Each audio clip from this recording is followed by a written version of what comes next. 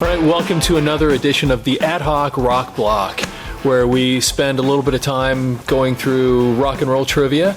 We're coming to you from the Audio Mover studio in St. George, Utah. Audio Mover, we're the company where we take your old audio and videotapes, we convert them to digital files. We work with government agencies, churches, historical groups, and individuals all over the country. So if you have old audio and videotapes that you're concerned about, they're deteriorating, you need to get it taken care of, and we're the people to do it. We've been doing this for a couple of decades, and we'd love to help you out. Get online, audiomover.com, and send your things in to us, but that's not what we're here to talk about right now. We're here to talk about rock and roll. Yep. So Krista got us a bunch of these trivia questions a little while back, and so we're going to go through some more of these things and give me the opportunity to ramble for a couple hours so that I'll shut up the rest of the day. Yep.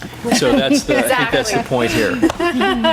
So, all right, let's do it. Let's make this happen. Okay. Oh, by the way, and we have Krista, Sierra, Lourdes, who are three of the people that work here at Audio Mover and do the awesome work that when you send your stuff in, they are part of the team that we have here. These three are the rock stars, the glue that holds Audio Mover together, that makes this place work. What Charlie's St. Jones. Right, yeah, exactly. Charlie and Charlie's Angels, we've decided. That's right? Hilarious.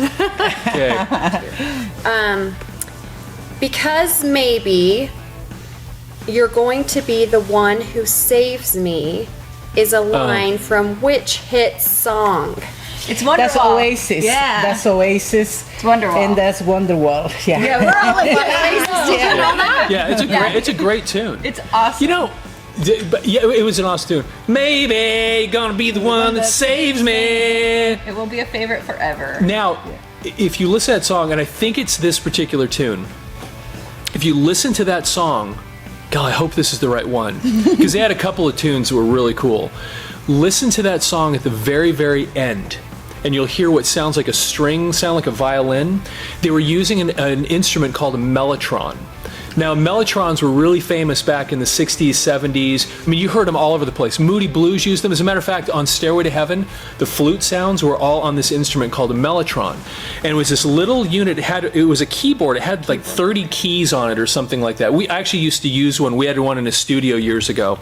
And it's this instrument that literally has, speaking of audio tape, which is what it literally has tape inside this machine. So wow. each button, each key played a tape. That's awesome. Literally played a tape. So when you push the key down, you'd push you'd have the pinch or the capstan pushed down, and it would, because they were all spinning constantly, and it would grab the tape and pull it through, and it would play whatever the note is, but the note only lasted 7 seconds. Oh, wow. And when the note ended, like it would like warble.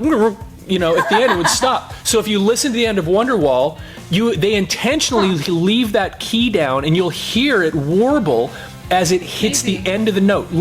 Go listen to that song, and you'll hear that sound. Yeah. It's a fascinating instrument, and it was super popular. I mean, you will hear it on so many things back through the 60s and 70s, but you wouldn't know what it was. It has kind of a unique sound, but because it was being played off a tape, but all it really was instruments that had literally been recorded. So in other words, no, exactly. So what they would do is they recorded a guy playing a violin, the note C. Oh, wow.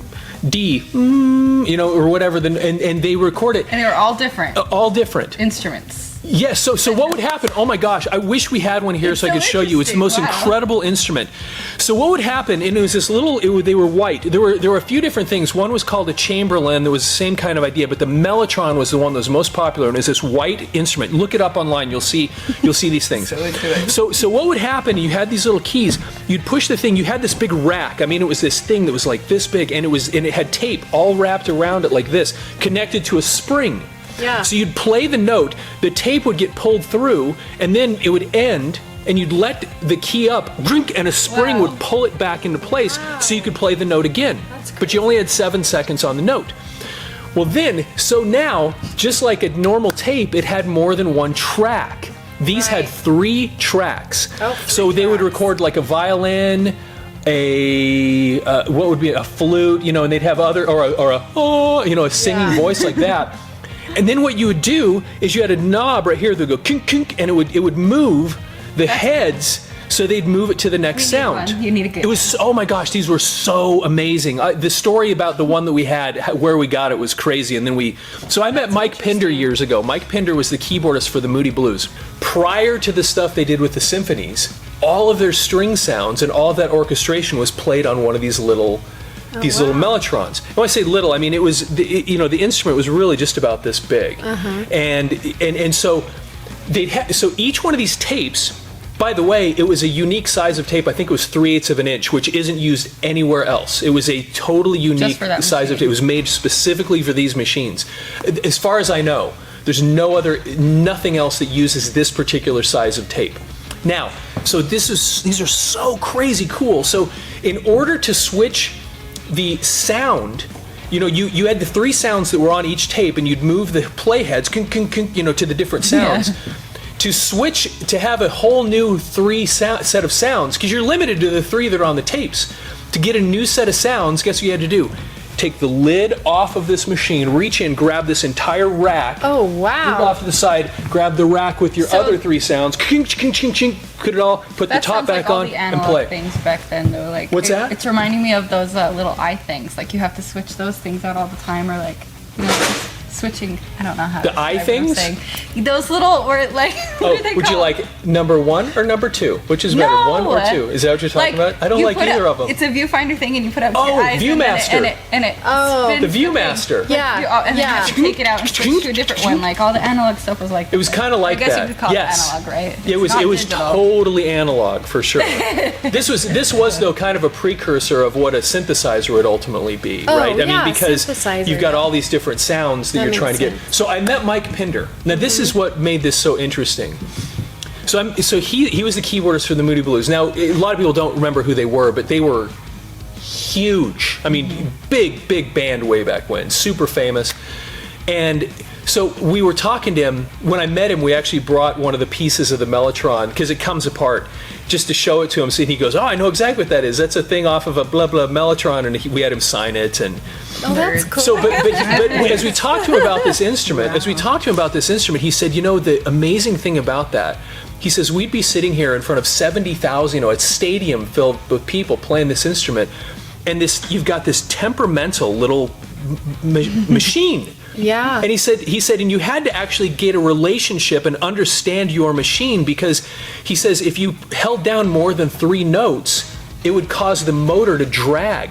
Oh wow. Because it's pulling more tension, and you're having a hard time pulling the notes, the springs. Moving the thing, pulling the springs, the whole deal, right? And so this thing not only had a little dial that would switch the heads, it had a motor speed dial. And he said you had to get to a point. He says, imagine this, we're in front of 70,000 people. I'm having to adjust the speed on the motor as I'm playing a song. That's like nerve-wracking. Because you're actually having to listen and make sure it's in tune. Yeah. Because the more you did with it, the more drag it had, and so you had to really gain a relationship with that machine and the motor and how it operated. And so, anyway, they were so fascinating. But I mean, the list of music that had, I think, a matter of fact, even 21st Century Schizoid Man, all the horns that were played in that song, if you ever listen to that, were all, I believe, done on a Mellotron. And the list of, so imagine large amounts of music that you listen to from the 60s and 70s, if you'd hear strings or flutes or whatever, things like that, I would say that the majority of the time, I don't know this for sure, but if you looked at the laundry list of songs that a Mellotron was used in, it was probably a Mellotron that was being used to make those sounds. And then some people, like Fiona Apple, when she came out with her album Tidal back in the 90s, she used I think they used a Chamberlain, which was a kind of like a Mellotron, same idea. And then, of course, Oasis used, I think the Smashing Pumpkins had used it for a while. But I bring it up specifically because there's that one spot in that one song where Oasis specifically held that note out to work so that you'd know what it was. So it's like a clue.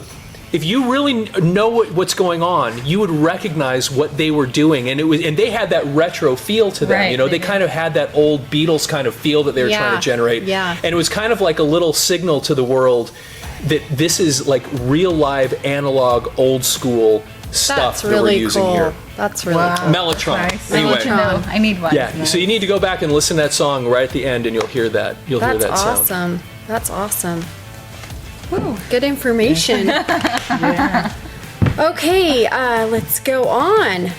Who was the producer of Michael Jackson's album Bad and Thriller?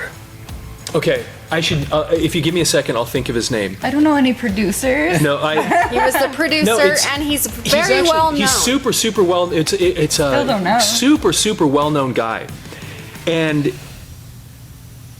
oh my I gosh, know you know this. I do. As soon as you say it, I'll be like, oh my gosh, dang. Well, because he was, I think he was the one that came up with the idea of having Eddie Van Halen play on Beat It too. That's Eddie Van Yeah, Halen playing. yeah. He doesn't play the guitar. He plays the solo. Yep. So Fun. He's oh done my a gosh. Yeah, the guy is huge name. Should I give a hint? Get me started. I may need to get.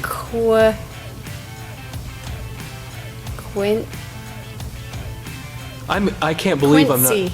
Oh, Quincy Jones. Quincy Jones. Jones. I know the dang name. it! Dang it! I feel Quincy so Jones. stupid. Yeah, I he's didn't know done so that. much. Yeah. He's really awesome. I feel really dumb. I didn't get that answer because honestly, not long ago, I was watching some sort of a thing where they were I think it was a Van Halen thing where Eddie Van Halen was talking about getting contacted by Quincy Jones specifically, and so I heard his name recently because and now that I Still couldn't didn't remember Yeah. it. He switched up a lot When of you said stuff. Quilla, Well- I heard that name in my head, but I was like, So- it's probably Well, nothing even And close. when Eddie Van Halen got the phone call, he thought it was a joke and he hung up on it. Really? He didn't think it was a real thing. Oh my gosh. And He's so like, then, as "Seriously?" I understand the story, what happened then is Quincy Jones and Michael Jackson, like they brought the tape, and because you would just take that same tape and you could go to other studios, and so they brought it to Eddie Van Halen, and then he was able to in another studio get that what is really an iconic guitar solo. Yeah. But I believe, like I said, I believe it was Quincy Jones's idea to use this and have kind of this crossover thing where they brought a hard rock guitarist in.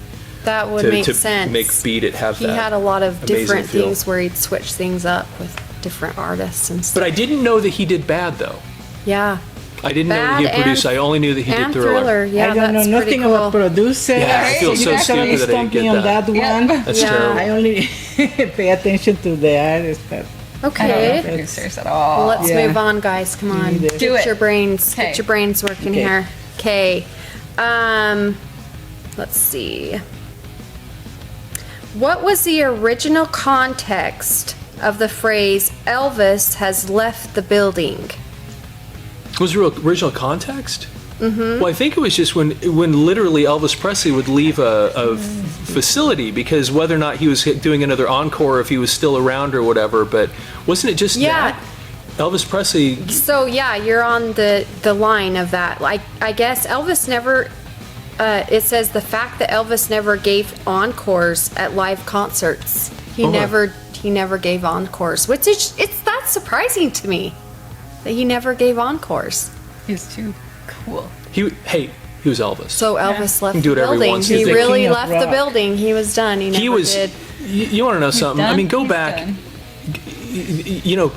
He's become kind of a joke because of Las Vegas and Elvis impersonators, Yeah. and everybody remembers Yeah. the fat No. Elvis in Las It's Vegas. too no, bad. I don't He was- agree with that. He was as good as you get. The guy was the amazing. clowns are the ones that are in Vegas, but Elvis, he's the king. Oh, true. Yeah. No, I'm just saying that we've turned him into a joke. Yeah, it's too But it's bad. unfortunate because that fat Elvis in the Las Vegas show, when you go back, go watch if you ever get a chance his comeback concert because he was in the military for a while. Right. And then he did that comeback concert where he's in that all black leather. Yes. You watch that thing and you just kind of at that moment you get it. Yeah. You go, okay. He just had this charisma. He was this totally good-looking guy, this incredible voice, this personality, and you just at that moment Yeah. you just go, this is why he was the guy. Yeah, he you know? was. He was the guy. Guy was just nobody. You just can't beat him. Yep. He was awesome. It's just unfortunate. My point was, it's unfortunate that we've kind of turned it into a joke when this guy was. I don't think he ever wrote a song. you know? Yeah, But he was he was just such an the way he entertainer. moved. Yeah, I mean, great entertainer. guy was he was just amazing. All right, so we probably have time for one more. I spent so much Okay, time on yep. Mellotron. Okay, let's do one more. Let's see. Who sang the backing vocals on the Dire Straits song "Money for Okay, Nothing"? I think I know. You know what's so funny? I've never that's actually. Dire Straits, but Yeah, Dire Straits song "Money for Money for Nothing." Who Nothing, sang and the Chicks for Free. the backing? So I think I know who it is just by the sound of his voice. I've actually never been told this for sure, but I remember when I first heard it, I go, "That sounds like Sting." You're right. And I've never actually had somebody verify it, but You're I remember right. Very distinct now it's been voice. verified. Yep, it's been verified. I want my MTV, and it has that same kind Yeah, of. I had no sound in idea there. that he was the backup Yeah. vocal for that. That's Yeah. really Oh, cool. really? Yeah, you hear him at the end. He kind of comes in and he has that droning I can hear sound. and you I recognize can the hear it voice. Back when I first heard it, I mean, everybody, you kind of know Sting's sound. He has that, Yeah. his voice kind of Yeah. has that unique sound to it.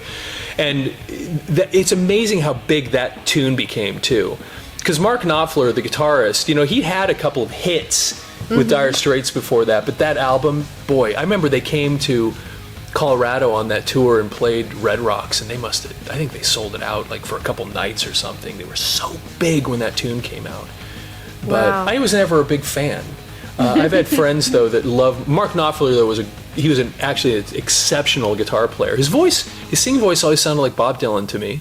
And you know I you've could listened see to that. to Yeah, him. I could see that. Yeah, he was an amazing, unique guitar player. He's one of those. I think he never used a pick either. If you watch him, kind of like Lindsey Buckingham. You know, these are guys that never used a pick. They were doing everything with their fingers, and I think that was true with Mark Knopfler too. If you watch him. So anyway, all right, that's a good place to wrap it. Yep. So thanks for being with us at our Ad-Hoc Rock Block. We're at the Audio Mover Studio in St. George, Utah. Go to audiomover.com to learn more about what we do, where we take your old audio and videotapes and turn them into digital files, and we'd love to help you out. So anyway, have a great day, and we'll see you again soon. Rock on.